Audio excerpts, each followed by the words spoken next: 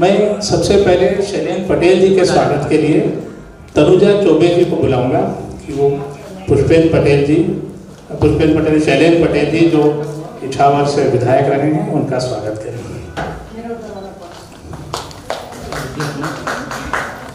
पत्रकारिता की विश्वसनीयता दांव पर है। सबसे पहले चूंकि शैलेंद्र पटेल जी बताएंगे तो ज़्यादा अच्छा है, हम तो उसी न्यूज़ रूम के लोग, पहले आप इसको बताएंगे तो ज़्यादा बेहतर रहेगा। माइक आपके पास में।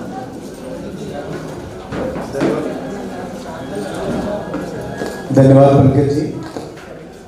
मैं आप सभी का इस वार्ता में चर्चा में स्वागत करता हूं और आपका जो प्रश्न आम लोगों के बीच में, पहले पत्रकारिता में अगर कोई खबर किसी अखबार में छप जाती थी तो ये मान के रखा जाता था कि ये सत्य है और इसको आप कहीं चैलेंज नहीं कर सकते क्योंकि ये खबर किसी पेपर में छपी हुई था। लेकिन समय के साथ बदलाव आया, लोगों की समझ बढ़ी और कई अन्य कारण उसमें जुड़ते गए। उसके कारण संदेह का घेरा बढ़ता गया और सवाल उठने लगा। उसको समझने के लिए हमें थोड़ा सा और गहराई में जाना होगा। मैं पत्रकारिता से तो नहीं, राजनीति से हूँ, लेकिन यहाँ पर मौका इस बात का कि यहाँ पे पक्ष और विपक्ष नहीं है और ना मुझे अपनी पार्टी के लिए नंबर बढ़ाने हैं ना दूसरी पार्टी के नंबर के। आप ज़्यादा बेहतर बता पाएंगे, आपका पत्रकारों से ज़्यादा वास्ता था। वास्ता तो रोज ही पड़ता है आप लोगों से, क्योंकि आप चौथे स्तंभ हैं और एक समाज को आईना दिखाने का काम करते हैं। ये आपका काम है। हमने चौथा स्तंभ हमारे प्रजातंत्र में तो नहीं था, लेकिन समय के साथ जब पत्रकारिता आगे बढ़ी तो चौथे स्तंभ के रूप में जानने लगे और हम सबने उसको स्थापित किया कि हाँ चौथा स्तंभ। लेकिन पत्रकारिता में जब व्यापार जुड़ा, व्यवसायिकता जुड़ी तो चीज़ें बदलने लगी। पहले सिर्फ अखबार और रेडियो ही एक पत्रकारिता के माध्यम होते थे, जिससे हम समाचार सुनते थे, न्यूज़ के माध्यम से हमें खबरें मिलती थी। फिर कालांतर में इलेक्ट्रॉनिक आया, टेलीविज़न आया, उसके माध्यम से और फिर नए सोशल मीडिया प्लेटफॉर्म्स आ गया और दूसरे प्लेटफॉर्म्स के माध्यम से चीज़ें जाने लगी। और इन सब जब माध्यम बढ़े तो अपने आप को जो व्यवसायिक घराने इसमें आने लगे, उसमें भी हम डिफ्रेंशिएट करना पड़ेगा अलग अलग। एक तो वो लोग जो पत्रकारिता एज ए बिजनेस कर रहे हैं, एक वो लोग जिनका बिजनेस कुछ और है लेकिन पत्रकारिता कर रहे हैं, और एक तीसरे आप लोग कि जो वाकई पत्रकार है और पत्रकारिता कर रहे हैं। तो ये तीनों में फर्क देखना पड़ेगा। लेकिन तीनों पत्रकारिता कर रहे हैं, पत्रकारिता के फील्ड में। अब तीनों के इंटेंशंस अलग अलग होंगे, तीनों के एक जैसे नहीं होंगे।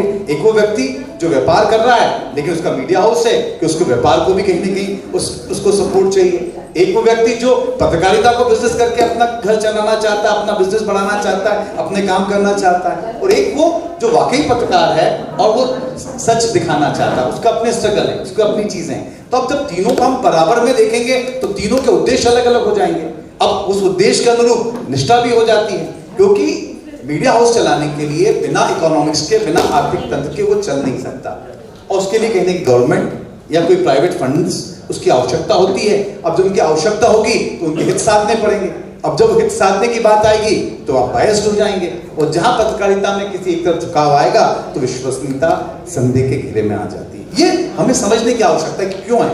हम किसी पर प्रश्न डाल दें तो पहले हम समझे ना कि क्या कारण बन रहे हैं, क्या है, फिर उसके रास्ते क्या है, वो हमारे पत्रकार साथी बताएंगे कि हम इससे आगे क्या बढ़े। तो ये एक समझने की आवश्यकता है। तो निश्चित रूप से आज हम पूरे विश्व में जब देखते हैं, जो प्रेस के मामले में मैं सर्वे पढ़ रहा था कि 180 देश किसी प्रेस के किसी ऑर्गेनाइजेशन जुड़े हुए हैं, जिसमें हमारे देश का नंबर 151 है संदेह के घेरे में कि हमारी पत्रकारिता का। पहले उसके पहले 159 नंबर पे थे। तो कहीं ना कहीं पूरे विश्व में भी हमारी पत्रकारिता पे सवाल उठा है। आसान है क्योंकि अब राजनीति से भी हित जुड़े हुए हैं, व्यापारिक हित जुड़े हुए हैं और ये जरूरी भी है कि बिना उसके आर्थिक तंत्र के आप चला नहीं सकते। क्योंकि आज मैं देखता हूँ, बहुत छोटी सी बात पंकज जी मैं कंक्लूड करूंगा कि अखबार की क्या स्थिति हो गई। मैं जिस गांव में रहता हूँ, मैं ननिहाल में, आज पेपर नहीं मिल पाता। पहले पेपर के बिना काम नहीं चलता था क्योंकि पाठक ही नहीं बचे। अब जब पेपर ही की जो प्रतियां हैं, जो कॉपीज हैं वो कम हो जाएंगी, वो नहीं चल पाएगा सर्कुलेशन, तो आदमी अपने सोर्सेज कहाँ से डेवलप करेगा। ये भी बहुत सारे कारण हैं और निश्चित रूप से संदेह के घेरे में। एक बात पंकज जी की बात में, दो पंकज बैठे हैं, कार्यायोजन भी पंकज जी का है, तो तीन पंकज जी कि पत्रकारिता को हम जब देखते हैं तो उसमें अलग अलग एस्पेक्ट हैं। जैसे मैंने पहले कहा, मैंने उसका कंटेंट नहीं बता पाया। पत्रकार अपनी जगह है, पत्रकार के बाद पत्रकारिता करने वाले हाउसेस अपनी जगह हैं, ग्रुप्स अलग हैं, दोनों बहुत फर्क है। पत्रकार इंडिविजुअली है, तो अब कौन कैसा है, किसका कैरेक्टर है, वो अलग विषय है। लेकिन ऐसे हो जब हम पत्रकारिता की बात करते हैं तो उसमें भी अलग अलग एस्पेक्ट्स में चीजें आ जाती हैं।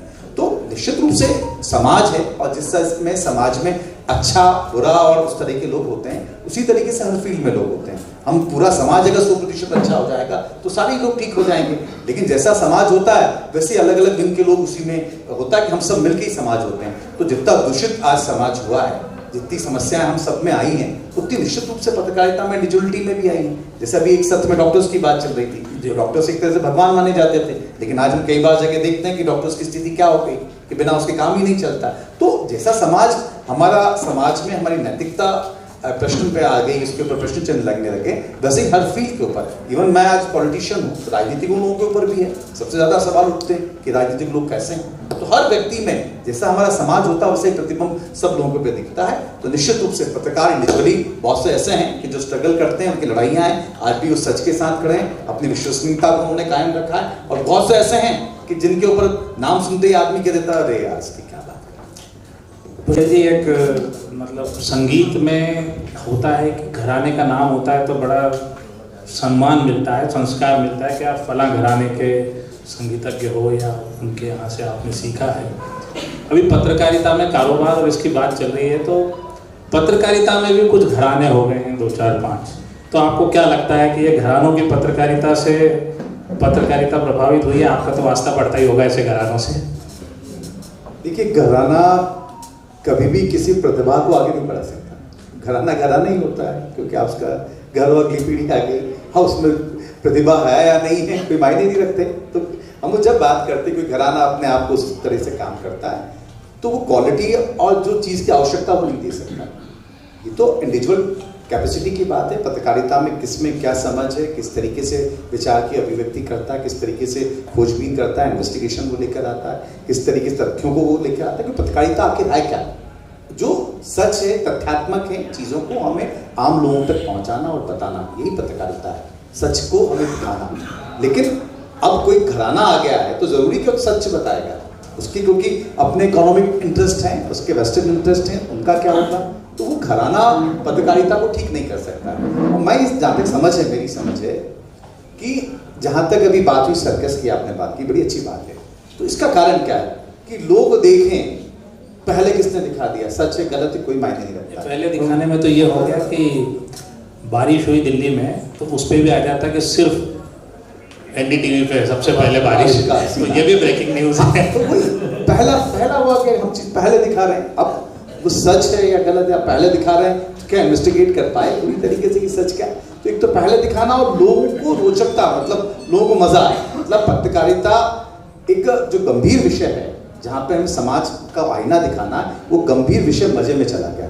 कोई फिल्म इंडस्ट्री तो है नहीं कि जहाँ हम मजे के लिए जाते हैं, कोई पिक्चर देखने जाते हैं तो हमें तो मजे लेना है, कोई धारावाहिक हमें टेलीविजन का शो देखना है तो वहाँ मजे के लिए है, कॉमेडी शो मजे के लिए। तो एक मजा हम अगर समाचारों में या हम पत्रकारिता में लेने लगेंगे तो हमने अलग चीज से अलग चीज डिमांड कर ली। वो अलग जो परोसना कहीं और था वो किसी और माध्यम से परोसने लगे। तो पूरी तरीके से जो मेरा एक मिनट मैं भी आपसे समझ के ये बात कह रहा हूँ कि हमने चाहिए कहीं से और कहीं और से देने लगे, और लेने वाले भी देना कहीं और से था कहीं से। तो ये जो घालमेल हुआ है, ये घालमेल ने सारी चीजें गड़बड़ कर दी। और हम सत्य से हमारे चाहने के अलावा बहुत से लोगों को चाहना पड़ेगा, तो आप ये कहें कि हम चाह रहे नहीं चाह रहे हैं। और मुझे मतलब बहुत लाइटर मूड की बात मैं कहते कहते गंभीर बात आ गई कि इसका अगर इम्पैक्ट आया लोगों के ऊपर, इन्हीं बातों के कारण आया। ब्रजेश जी ने बड़े मजाक के लहजे में बात की कि आप चाह नहीं रहे। ये परसेप्शन जब जाता है कि आप नहीं चाह रहे, यही पब्लिक में चला जाता है कि कांग्रेस चाह नहीं रही, और वो गंभीरता से पत्रकारिता के माध्यम से लोगों के मस्तिष्क में बैठ जाता है और वो माइनस में आप चले जाते हैं। तो जब तक इस तरह की मतलब, क्योंकि बहुत लाइटर वे में गई, लेकिन बात का इम्पैक्ट कैसे पहुंचता है, लोगों के दिमाग में कैसे जाता है, तो ऐसा परसेप्शन बन जाता है। तो लोग भी बना लेते हैं कि यार यही नहीं चाह, ये न्यूज़ मतलब यही कह रहे हैं कि लोग देखना ही नहीं चाह रहे हैं। मैं आपकी बात को काउंटर नहीं कर, ऐसे कई बातें आती कि किस तरीके से माहौल बना दिया जाता है किसी चीज को लेके, कि लोग रात दिन कोशिश करते हैं, मेहनत करते हैं। आज जो अगर नहीं चाह रहे होते तो लोग आज सड़कों पे बार बार प्रदर्शन करने जो करते हैं सब कर ही रहे होते हैं, लेकिन वो एक अलग फैक्टर है। लेकिन आप बना देंगे परसेप्शन की कांग्रेस तो चाह ही नहीं रही, तो लोग भी मान लेंगे कि नहीं चाह रही, क्योंकि वो पत्रकार ने कही बात है। कहने की उतनी विश्वसनीयता तो बाकी है, अभी पूर्ण रूप से विश्वसनीयता खत्म नहीं हुई है, वो बहस का विषय नहीं है। लेकिन ये एक छोटी सी बात है, ये भी रोल कहीं ना कहीं माइंड मेकअप होता है। आज भी इतनी विश्वसनीयता मतलब खतरे में होने के बाद में भी लोग सुनते हैं और समझने का प्रयास करते हैं। अभी पूर्ण रूप से नकारा नहीं, अगर पूर्ण रूप से नकार देते तो लोग बात टीवी बंद कर देते, उस टाइम पर टीआरपी मिलती है। नहीं, हम भी नहीं चाहते।